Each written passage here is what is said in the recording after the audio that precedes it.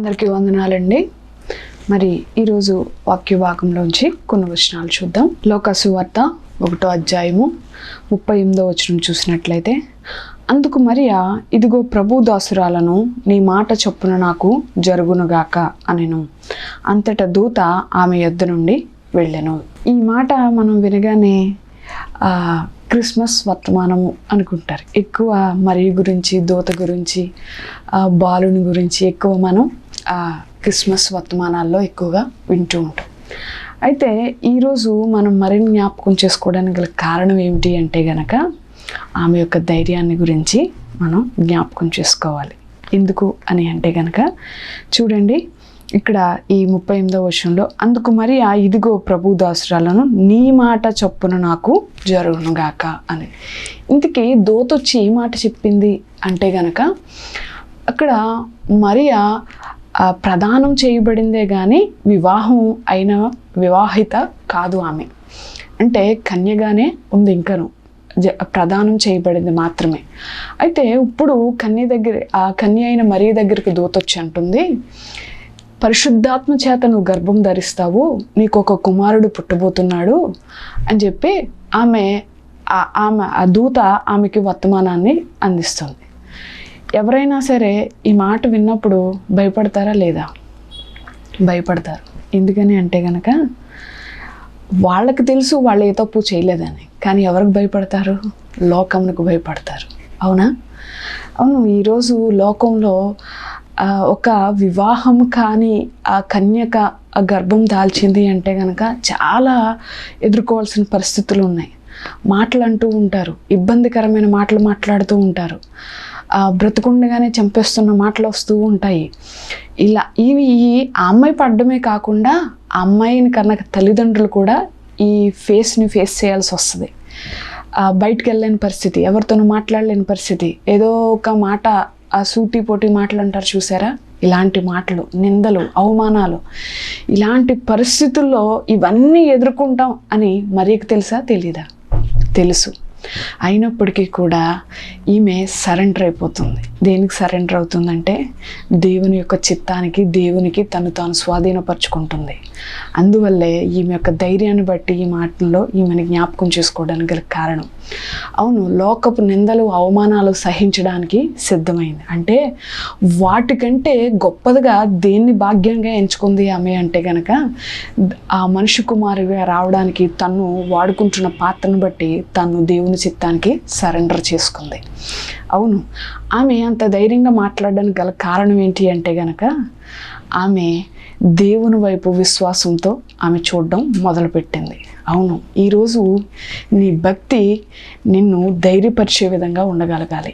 అవును, ఈరోజు లోకంలో దేవుని నామం పేరట, దేవుని విషయంలో బైబిల్ పట్టుకుని దేవుని సన్నిధికి వెళుతున్నాము అంటే, లోకంలోని అనేక కళ్ళు ఈరోజు మన వైపు చూస్తూ ఉన్నాయి. చూస్తున్నప్పుడు చూస్తూనే ఊరుకుంటున్నారా? లేదు, నోటితో కూడా మాట్లాడుతున్నారు. వీళ్ళు కూడా వెళ్ళిపోతున్నారు, వీళ్ళు కూడా మునిగిపోతున్నారు, ఇలా నానా రకాలైన మాటలు మాట్లాడుతూ ఉన్నారు. వీటినన్నిటిని ఎదుర్కొంటూ మనం ముందుకు వస్తూ ఉన్నాం. ప్రోత్సాహకరంగా ఒక మాట కూడా మనకు రావట్లేదు. అన్నీ ధిక్కరించే మాటలే, లేకపోతే మనల్ని కృంగదీసే మాటలే ఎదురవుతూ ఉన్నాయి. అయితే చిన్న ఉదాహరణ చెప్పి నేను ముందుకు వెళ్తాను. ఇలాంటి పరిస్థితుల్లో ఈరోజు ఒక అడుగు ముందుగానే ఉంది, మనకంటే ముందుగానే లోకం ఒక అడుగు ముందుగానే ఉంటుంది. కానీ మనం నేర్చుకోవాల్సిన విషయం ఏంటి అంటే కనుక, ఒక చిన్న ఉదాహరణతో నేను ముందుకు వెళ్తాను. ఏంటి అంటే కనుక, ఒక యజమానుడు ఉన్నాడు. ఆ యజమానుడికి ఒక గుర్రం. రెండిటి మధ్య అభిమానుల సంబంధం చాలా బాగుందన్నమాట, బాండింగ్ చాలా బాగుంది. అయితే ఈ యజమానుడు ఏం చేస్తాడు అంటే రేసర్ అనమాట. దేంతో? ఆ గుర్రంతో రేసులోకి వెళ్ళడం జరుగుతూ ఉంటుంది. అయితే ఈయన ఆ గుర్రంతో వెళ్ళిన ప్రతి రేసు కూడా విజయంతో వెనక్కి తిరిగి వస్తున్నాడు. మరి చుట్టుపక్కల వాళ్ళు అందరూ చూస్తున్నారు కదా. చూస్తున్నప్పుడు తన విజయం ఆ గుర్రంలో ద్వారానే వస్తుంది. సో ఆ గుర్రాన్ని అతని దగ్గర నుంచి దూరం చేసేస్తే గనక ఇతను ఎందులోనూ గెలిచే పరిస్థితి లేదు. ఇప్పుడు వేరొక గుర్రాన్ని తీసుకుని దానికి ట్రైన్ చేసి దాంతో రేస్లోకి వచ్చేటప్పటికి ఇతన్ని ఎప్పుడో ప్రపంచం తన పేరు రూపుమారిపోతుంది అని చెప్పి అనుకుని ఆ గుర్రాన్ని అతని దగ్గర నుంచి మాయం చేసేయాలి అనుకున్నారు. అయితే ఒకరోజు చీకటి పడ్డ టైంలో ఒక 4 వ్యక్తులు ఆ గుర్రపు శాలలో ఉన్న గుర్రాన్ని బయటకు తీసుకెళ్ళిపోవడం జరిగింది. అయితే చిన్ననాటి నుండి కూడా యజమాని ఇంటిలోనూ యజమాని యొక్క ఆవరణలోనూ అది పెరిగింతూ వచ్చింది కాబట్టి దాన్ని ఎక్కడ వదిలేసినా తిరిగి అక్కడికి వచ్చేస్తుంది అన్న నమ్మకం వారిలో ఉంది. కాబట్టి ఏం చేయాలనుకున్నారంటే గుర్రాన్ని గుర్రంగానే ఏం చేసేయాలనుకున్నారు, కప్పెట్టేయాలి అనుకున్నారు వాళ్ళు అని చెప్పి గుర్రాన్ని ఎత్తు చూసుకొని కరెక్ట్గా గుర్రం ఎంత ఎత్తుందో అంత ఎత్తు భూమిలో గొయ్యను తీసారనమాట. గొయ్యను తీసి మరి ఎలా దించారో మొత్తం మీద ఆ గుర్రం దాంట్లోకి దించడం జరిగింది. ఇప్పుడు తవ్విన మట్టి ఇప్పుడు దేని మీద వేయాలి, గుర్రం మీద వేయాలి. సరే అని చెప్పి గుర్రంలో గోతులోకి గుర్రాన్ని దించేశారు. ఇప్పుడు గుర్రం మీద ఆ చుట్టూ ఉన్న మట్టిని వేస్తూ ఉన్నారనమాట. వేస్తున్నారు. ఓ పక్కన తెల్లారిపోతుంది, ఇంకా స్పీడ్గా తెల్లారిపోతుంది, త్వరగా వేసే ఇక్కడి నుంచి వెళ్ళిపోవాలి అన్న కంగారులో వేస్తూనే ఉన్నారు. తెల్లారిపోయింది. ఓ పక్కన తెల్లారేటప్పటికి వీళ్ళు అక్కడే ఉన్నారో వీళ్ళ పక్కన గుర్రము నిల్చునే ఉంది. ఏం జరిగింది అంటే కనుక ఆ గుంటలో ఉన్నప్పుడు గుర్రం మీద వేసిన మట్టిని, దాని మీద పడిన మట్టిని ఏం చేస్తుందంట, దులుపుకొని మళ్ళా మట్టి మీద నుంచుంది. వీళ్ళు మళ్ళీ మట్టి వేసారు, మళ్ళా దులుపుకుంది, మళ్ళీ అదే మట్టి మీద నుంచుంది. ఇలా వేస్తూనే ఉన్నారు, అది దులుపుకుంటూనే ఉంది. వీళ్ళు వేస్తూనే ఉన్నారు, అది దులుపుకుంటూ ఉండి ఆఖరికి తెల్లవారే టైంకి ఎలా ఉంది, వీళ్ళు ఎక్కడ నిలబడ్డారో అది వీళ్ళు వేసిన మట్టి మీద నిలబడి వీళ్ళతో సమానంగానే ఉంది, అది పూడ్చబడలేదు. నిజం ఈ మాట అనేది నేను చెప్పడానికి గల కారణం ఏంటి అంటే కనుక ఈరోజు లోకం నిన్ను చూసి అనేక రకాలుగా నేను అవమానించడానికి సిద్ధపడుతూ ఉంది, నిందలు మోపుతూ ఉంది, నిన్ను ఇబ్బంది పెట్టడానికి ఒక అడుగు వేస్తూ ఉంది. నువ్వు దేవుని సన్నిధిలో దేవుని విషయంలో ఒక అడుగు వేస్తుంటే నీ వైపు వస్తే నిందలు 2 అడుగులు ముందుగానే నేను చేరుతూ ఉన్నాయి. అయినప్పటికీ నువ్వు భయపడాల్సిన అవసరం లేదు. ఎందుకనంటే ఆ గుర్రం దులిపినట్టుగా నీ మీద వచ్చిన అవమానాలు, నీ మీద మోపబడిన నిందలన్నీ కలిపి నువ్వెక్కడ దులపాలో తెలుసా, దేవుని సన్నిధిలో దేవుని పాదాల దగ్గర దులుపు. అప్పుడు దేవుడే వారితో మాట్లాడతాడు. అదే నీ భక్తి నీకు నేర్పించే ధైర్యం. లోకపు యొక్క నిందలను బట్టి, లోకపు యొక్క మాటలను బట్టి నువ్వు భయపడాల్సిన అవసరం లేదు. ఎందుని బట్టి, నన్ను చూచుచున్నవాడు ఒకరున్నారు, నన్ను నడిపించుచున్నవాడు ఒకరున్నాడు. కాబట్టి ఆయన చూచుచు మనం ముందుకు వెళ్ళగలగాలి. అవును, లోకంలో ఉన్నవాడి కంటే నీలో ఉన్నవాడు ఏమై ఉన్నాడు, గొప్పవాడై ఉన్నాడు. కాబట్టి ఆయన వైపు చూచుచు మనం నడిచినప్పుడు లోకపు నిందలకి, లోకపు యొక్క అవమానాలకి మనం బాధపడాల్సిన అవసరం లేదు. మరియా ఇక్కడ అదే చేసింది. అవును, నిందలు వస్తాయి, నాతోనే కాదు, నా వల్ల నా కుటుంబస్తులు కూడా ఇబ్బంది పడతారు. అయినప్పటికీ కూడా దాన్ని గొప్ప భాగ్యంగా ఎంచుకోగలిగింది. ఏంటి, నిందలను కాదు, నిందల కంటే గొప్పది ఆమె యొక్క గర్భాన్ని వాడుకుని దేవుడు ఈ లోకాల్లోకి, ఈ భూమి మీదకి రాబోతున్నాడు, నన్ను ఒక పాత్రగా వాడుకోబోతున్నాడు అని దానికి మాత్రమే ఆమె అవకాశాన్ని ఇవ్వగలిగింది. కాబట్టి ఆమె ధైర్యంతో ఆయన వైపు చూడగలిగింది. ఈరోజు నువ్వు కూడా లోకపు నిందలను, లోకపు శ్రమలను బట్టి అక్కడే ఆగిపోయేదానిగా కాదు, ముందుకు వెళ్ళగలగాలి. వాటిని అధిగమించి ధైర్యంతో ముందుకు వెళ్ళగలగాలి. అంటే ఇంకొక మాట చూపిస్తాను చూడండి. కొరింథీయులకు రాసిన 2వ పత్రిక 12వ అధ్యాయము 10వ వచనం చూసుకున్నట్లయితే, నేనెప్పుడు బలహీననో అప్పుడే బలవంతుడను గనుక క్రీస్తు నిమిత్తము నాకు కలిగిన బలహీనతలోను, నిందలలోను, ఇబ్బందుల్లోను, హింసల్లోను, ఉపద్రవముల్లోను నేను సంతోషించుచున్నాను. వీటిలో ఎవరైనా సంతోషించేవారు ఉంటారా, బాధపడేవారు ఉంటారా? బాధపడడం కూడా కాదండి, కృంగిపోతున్న పరిస్థితులు ఉంటాయి, ఎవరికి చెప్పుకోలేని పరిస్థితులు ఉంటాయి. కానీ ఈయన ఏం చేస్తున్నాడంట, క్రీస్తు నిమిత్తము నాకు కలిగినది ఏదైనా సరే, బలహీనత అయినా సరే, రుగ్మత అయినా సరే, వ్యాధి అయినా సరే, బాధ అయినా సరే, ఎలాంటి ఉపద్రవం నా మీదకి వచ్చినప్పటికీ కూడా వాటిని బట్టి నేనేం చేస్తున్నాను అంటున్నాడు, ఈయన సంతోషిస్తాను అంటున్నాడు. మరి నీకు కలిగిన నిందను బట్టి, అవమానాన్ని బట్టి నువ్వు ఏ విధంగా ఉన్నావు, నువ్వు ఎలా ఉన్నావు? ఈరోజు బలహీనత మనిషిని తాకగానే చాలా భయపడిపోతున్న పరిస్థితులు ఉన్నాయి. అది ఏ బలహీనత అయినప్పటికీ, ఆఖరికి జ్వరానికి కూడా భయపడుతున్న పరిస్థితులు ఉన్నాయి.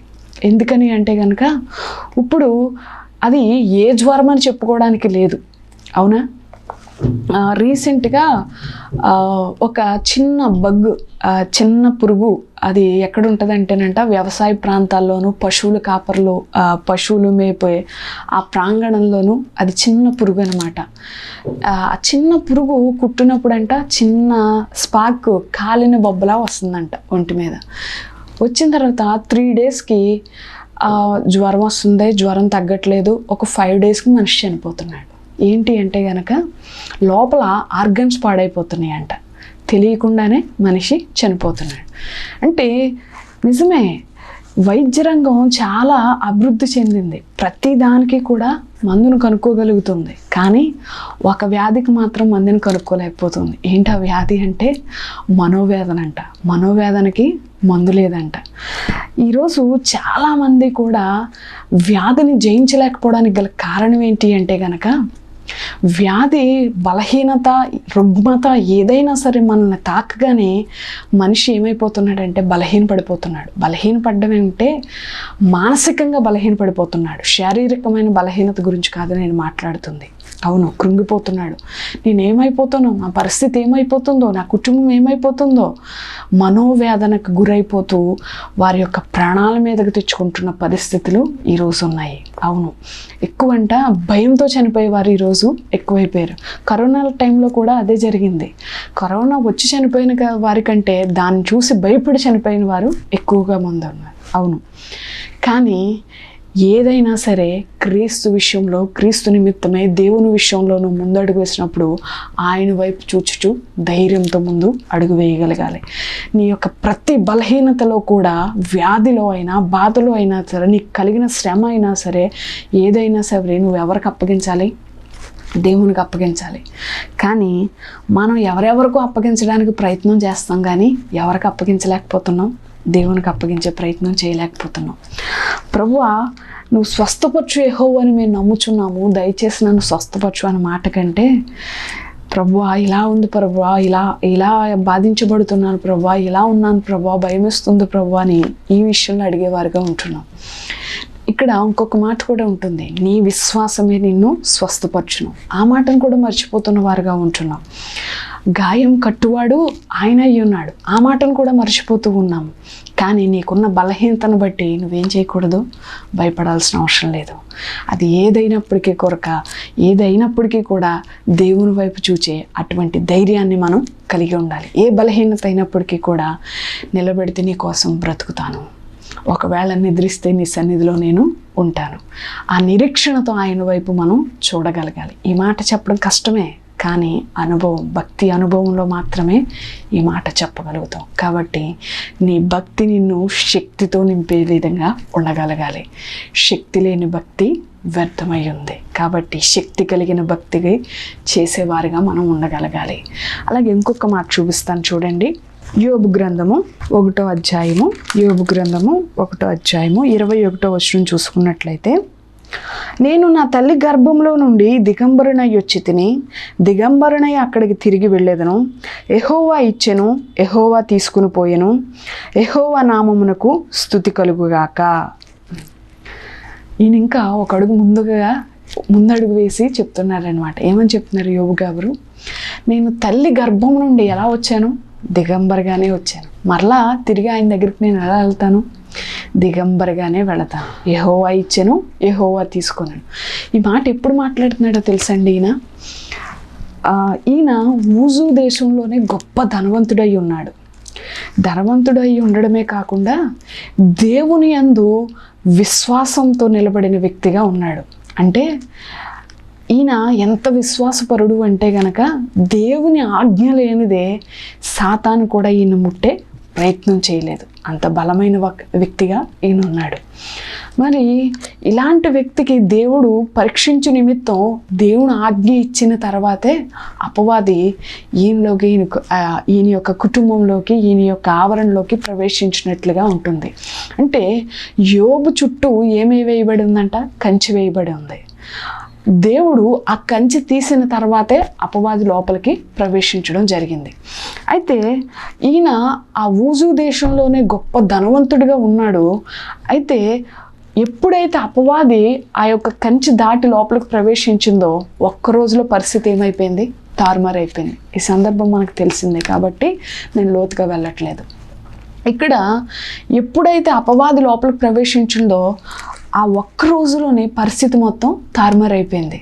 తనకున్న గాడిదలను పోగొట్టుకున్నాడు, ఎద్దులను పోగొట్టుకున్నాడు, తన యొక్క గొర్రెల్ని, మందల్ని, ప్రతిదాన్ని కూడా పోగొట్టుకుంటమే కాకుండా అగ్నిగంధకాల చేత కాల్చబడ్డాయి, దొంగలు వచ్చి ఎత్తుకెళ్ళిపోవడం జరిగింది. ఆఖరికి 10 మంది సంతానాన్ని కూడా ఆయన కోల్పోవడం జరిగింది. కోల్పోయి ఇప్పుడు ఎలా ఉన్నాడు? ఒంటరి అయిపోయాడు. భార్య తప్ప ఆయన దగ్గర ఎవ్వరూ లేరు. ఇలాంటి పరిస్థితిలో ఆ భార్య కూడా కొన్నిసార్లు కఠినమైన మాటలే మాట్లాడింది. భార్య కూడా ఆయన దగ్గరికి వచ్చి, ఇంకా ఏముందని ఇంకా నువ్వు దేవుడు దేవుడు అంటున్నావు, ఇంకా నీ దగ్గర ఏం మిగిలిందని దేవుని గురించి గొప్పగా మాట్లాడుతున్నావు, గొప్పగా చెప్తున్నావు, ఇంకా ఏముందని మన దగ్గర, ఇంకా ఈ నిరీక్షణ విడిచిపెట్టవా నువ్వు అని చెప్పి దేవుణ్ణి ఒకసారి దూషించి మరణం కమ్ము, ఇంతకీ బ్రతుకు అన్నట్టుగా. అంటే ఆమె కూడా విసుగు చెందిపోయింది ఈ పరిణామాలన్నిటిని చూసి. ఇలాంటి టైంలో యోబు గారు ఒకే ఒక్క నిరీక్షణతో ఒక మాట మాట్లాడుతున్నారు. ఏంటి ఆ మాట అంటే ఈ మాట అన్నమాట. చూడండి, నేను నా తల్లి గర్భము నుండి దిగంబరునై వచ్చి తిని దిగంబరునై అక్కడికి తిరిగి వెళ్ళేదను.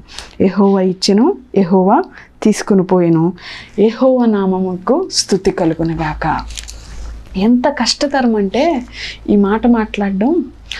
10 మంది సంతానాన్ని ఒక్క రోజులో కోల్పోవడం, లేకపోతే ఆ దేశంలోనే గొప్పవాడైన ధనవంతుడిగా ఉన్న ఆ యోబు పరిస్థితి ఎలా అయిపోయిందంట? దిగజారిపోయిన పరిస్థితికి వచ్చేసిందంట. ఇలాంటి పరిస్థితుల్లో ఉన్నప్పుడు ఆయన ఎంత నిరీక్షణతో కూడిన మాట మాట్లాడుతున్నాడు. ఆ మాట మాట్లాడడానికి గల కారణం ఏంటి అంటే కనుక దేవునిపై ఆయనకున్న పరిపూర్ణమైన విశ్వాసంతో ఆ మాట మాట్లాడుతున్నాడు. అవును, నన్ను ఏ స్థితిలో నిలబెట్టినా ఇది దేవుని చిత్తం కాబట్టి అన్నీ ఇచ్చినప్పుడు ఆయన నాకు దేవుడై ఉన్నాడు, నా దగ్గర ఇప్పుడు ఏవీ లేకపోయినప్పటికీ కూడా ఆయనే నాకు దేవుడై ఉన్నాడు. ఈ మాట మనం మాట్లాడగలుగుతున్నామండి. మన జీవితంలో ఏదైనా చిన్న శ్రమ వచ్చేటప్పటికి, ప్రభువా నన్ను అసలు జ్ఞాపకం చేసుకున్నావా, నీ బిడ్డనైనా నాకు ఎందుకు తండ్రి ఈ శ్రమలో నన్ను నిలబెట్టావు, నన్ను నువ్వు చేయి విడిచేసావా అని ఈ రకమైన ప్రార్థనలు చేస్తూ ఉంటాం. కొన్నిసార్లు నేను ఎన్నిసార్లు అడిగినప్పటికీ కూడా నువ్వు నాకు జవాబు దయచేయట్లేదు, ప్రత్యుత్తరాన్ని దయచేయట్లేదు, నా ప్రార్థనను ఆలకించట్లేదా అని చెప్పి కొన్నిసార్లు దేవుణ్ణి అడుగుతూ ఉన్న పరిస్థితులు మన జీవితంలో ఉంటూ ఉంటాయి. కానీ యోబు వంటి శ్రమ మన జీవితంలో లేదు. అయినప్పటికీ కూడా యోబు ఎంత నిరీక్షణతో మాట్లాడుతున్నాడు. కానీ మన జీవితంలో చిన్న చిన్న ఆటుపోట్లకే మనం ఏమైపోతున్నాము? త్రొట్టెళ్ళిపోతున్న పరిస్థితులు మన జీవితంలో కనిపిస్తున్నాయి. కాబట్టి నీ యొక్క భక్తి జీవితాన్ని చేతపట్టుకుని విశ్వాసంతో దేవుని వైపు చూచే కన్నులు నువ్వు కలిగి ఉండగలగాలి. ఏంటి అంటే గనక ఏ స్థితిలో నిలబెట్టినా ఇది నీ చిత్తం అని మనల్ని మనం ఆయన చిత్తానికి అప్పగించుకున్నప్పుడు మాత్రమే యోబు వంటి నిరీక్షణతో కూడిన మాటలు మనం మాట్లాడగలుగుతాం. నిజమే, మన జీవితంలో కూడా అటువంటి భక్తితో కూడిన నిరీక్షణ కూడిన మాటలు మాట్లాడాలంటే మనం కూడా ఎవరి మీద ఆధారపడగలగాలి? దేవుని మీద మాత్రమే ఆధారపడగలగాలి. కానీ మనం ఎవరి మీద ఆధారపడతామో తెలుసా? మనకొచ్చిన సమస్యను బట్టి, మనకొచ్చిన శ్రమను బట్టి, మనకొచ్చిన ఇరుకును బట్టి ఎవరు తీర్చగలుగుతారా అని చెప్పి మనుషుల వైపు పరుగులు పెడుతున్న పరిస్థితులు మన జీవితంలో తలెత్తుతూ ఉన్నాయి. అవును, మనుషుల వైపు చేతులు చాచుచున్నవారుగా, మనుషుల వైపు చూచుచున్నవారుగా మనం ఉన్నాం. అందువల్లే ఈ నిరీక్షణతో కూడిన మాటలు మన జీవితాల్లో కనిపించట్లేదేమో. కాదు, మనుషులపైన ఆధారపడటం అది అసాధ్యమై ఉంది. మనుషులు వాళ్ళు తీర్చగలుగుతారు, తీర్చలేరు. కానీ దేవునిపై ఆధారపడినప్పుడు అది ఖచ్చితంగా జరుగుతుంది. దేవుని చేత నువ్వు నిలబడతావు అన్న విశ్వాసాన్ని కలిగి నువ్వు మాట్లాడగలగాలి, ఆయన వైపు చూడగలగాలి, ఆయన ఎందుకు విశ్వసించగలగాలి. ఇక్కడ యోబులో ఉన్న నిరీక్షణ గల కారణం అదే. దేవుడు ఏ స్థితిలో నిలబెట్టినా నేను నిలబడడానికి సిద్ధంగా ఉన్నాను, ఆయనని మాట్లాడలేను. మాట్లాడపోవడమే కాకుండా యెహోవా నామమునకు స్తుతి కలుగును గాక అంటే ఆ పరిస్థితుల్లో కూడా దేవుని నామాన్ని నేనేం చేస్తున్నాడు? స్తుతిస్తున్నాడు. ఆయనకున్న ఏ స్థితిలో అయినా సరే దేవుని నేను బ్రతికి ఉన్నానంటే దేవుని స్తుతించడమే, అది నా బాధ్యత అన్నట్టుగా ఆయన మాట మాట్లాడగలుగుతున్నాడు. మనకి సంతోషంలో ఉన్నప్పుడు కీర్తన వస్తుందండి, లేకపోతే బాధలో ఉన్నప్పుడు, వేదనలో ఉన్నప్పుడు కీర్తన వస్తుందా? సంతోషంలో ఉన్నప్పుడు దేవుణ్ణి హృదయపూర్వకంగా దేవుని స్తుతిస్తాం. అదే వ్యాధిలోను బాధలోను ఉన్నప్పుడు రాదు. పరిపూర్ణమైన స్తుతిగీతం మన నోట్లోంచి రాదు. కానీ ఈయన ఏ స్థితిలో ఉన్నప్పటికీ దేవుణ్ణి స్తుతించే వ్యక్తిగా యోబు ఉన్నాడు. మరి నువ్వెలా ఉన్నావు? నీ భక్తి నిన్ను ధైర్యపరుస్తుందా? అవును, నీ హఠాత్ పరిణామాలని నిన్ను అధిగమించే శక్తిలో కలిగిన భక్తిగా నిన్ను నిలబెట్టగలుగుతుందా? అటువంటి భక్తిని నువ్వు కలిగి ఉన్నావా?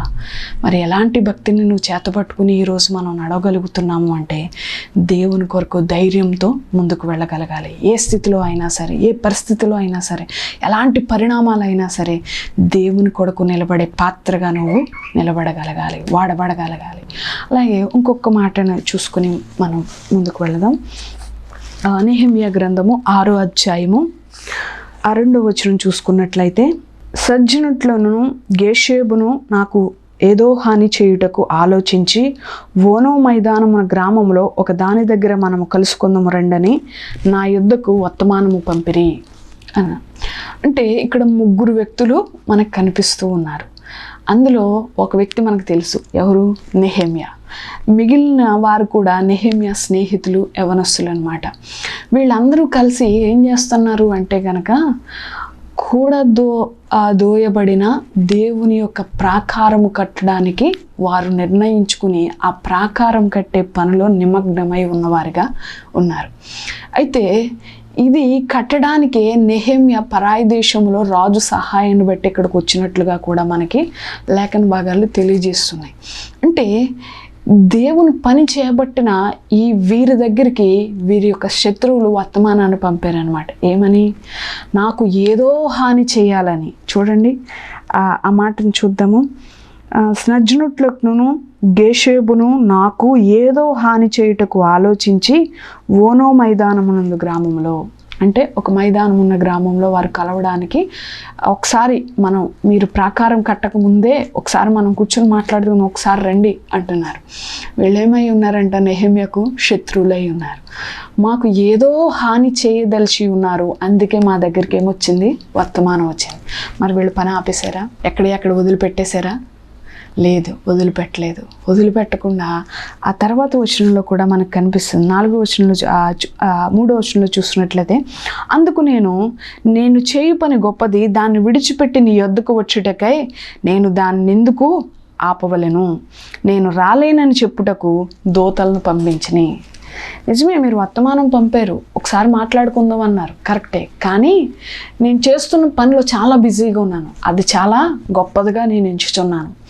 కాబట్టి ఆ పని చేయడానికి అది నాకు గొప్ప భాగ్యముగా దొరికిందని నేను ఆశిస్తున్నాను. కాబట్టి ఈ పని ఆపి మీతో మాట్లాడే అంత తీరిక నా దగ్గర లేదు, కాబట్టి నేను మీ దగ్గరికి రాలేకపోతున్నాను అని చెప్పి తిరిగి ఏం చేశాడంట? నెహెమ్యా వర్తమానాన్ని పంపాడంట.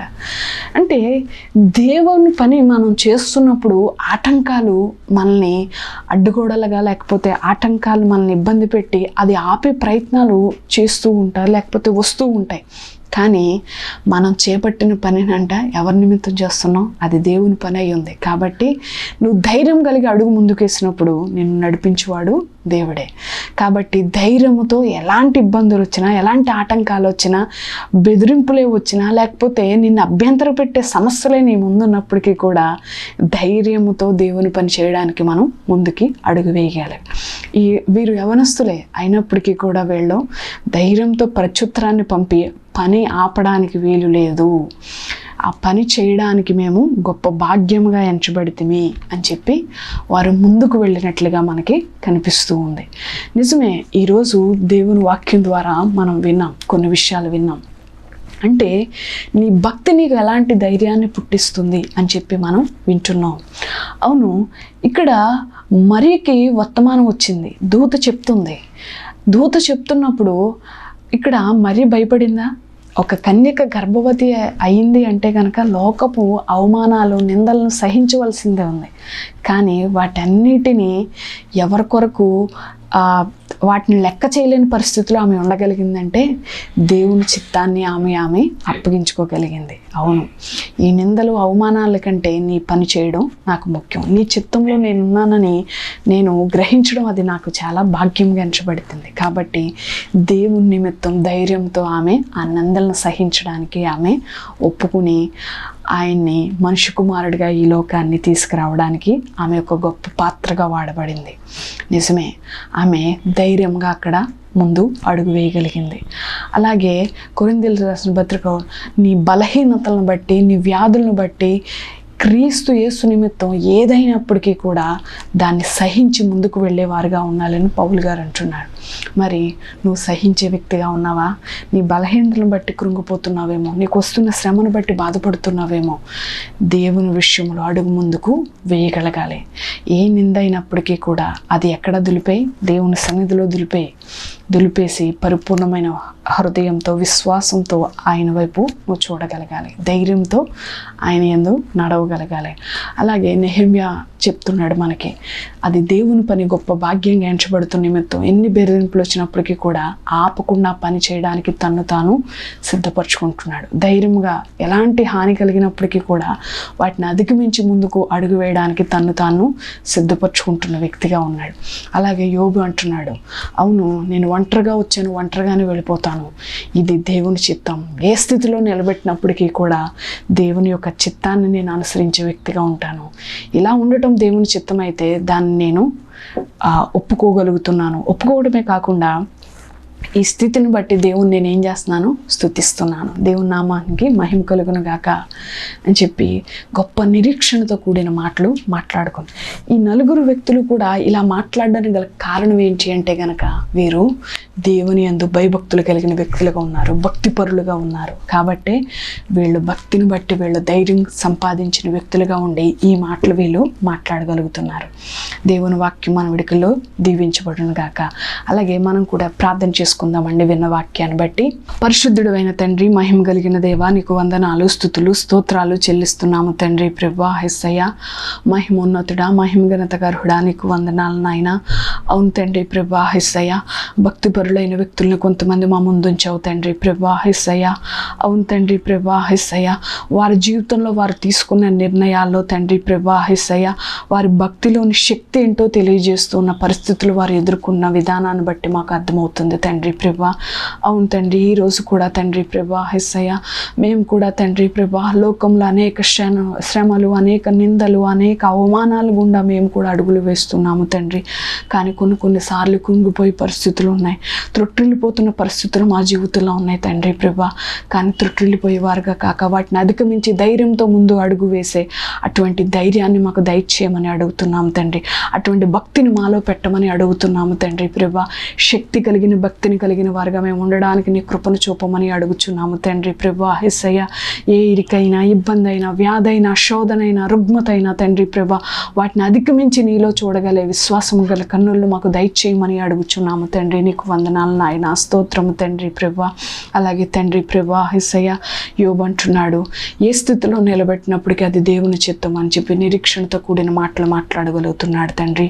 మా జీవితంలో కూడా తండ్రి ప్రభువా, యేసయ్య, అవును తండ్రి, మా శ్రమలను బట్టి తండ్రి మేము కృంగిపోయేవారుగా కాక తండ్రి ప్రభువా, యేసయ్య, మా జీవితంలో సడన్గా తలెత్తిన పరిణామాలను బట్టి తండ్రి ప్రక్కకు తొలగిపోయేవారుగా కాక తండ్రి నిరీక్షణతో నీ వైపు చూచే కన్నులను మాకు కూడా దయచేయమని, అటువంటి భక్తిని మాలో పెట్టమని అడుగుచున్నాము తండ్రి ప్రభువా, యేసయ్య. అలాగే నెహెమ్యా మా ముందుంచావు తండ్రి ప్రభువా. అవును తండ్రి ప్రభువా, దైవ పనులు, దైవ కార్యములు జరుగుతున్న టైంలో తండ్రి ప్రభువా ఎన్నో అడ్డంకులు, అవరోధాలను అధిగమించి ముందుకు వెళ్ళగలే శక్తిని మాలో పెట్టమని అడుగుచున్నాము తండ్రి ప్రభువా. ప్రతి పరిస్థితిని అధిగమించి నీ వైపు చూడగలే అట్టి కన్నులను మాకు దయచేయమని అడుగుచున్నాము తండ్రి ప్రభువా. వాక్యం వింటున్న ప్రతి ఒక్క బిడ్డ హృదయంలో తండ్రి ప్రభువా, యేసయ్య, వాక్యం ఫలించడానికి నీ కృపను చూపండి తండ్రి ప్రభువా. వారి పరిస్థితుల గుండా నడుస్తున్నప్పుడు తండ్రి ప్రభువా, వారితో మీరు మాట్లాడిన విధానాన్ని బట్టి నీకు వందనాలు నాయన. తగిన ఆలోచనతో, తగిన ధైర్యంతో వాళ్ళని నడిపించమని యేసు నామమున అడుగుచున్నాం తండ్రి. ఆమేన్. అందరికీ వందనాలండి.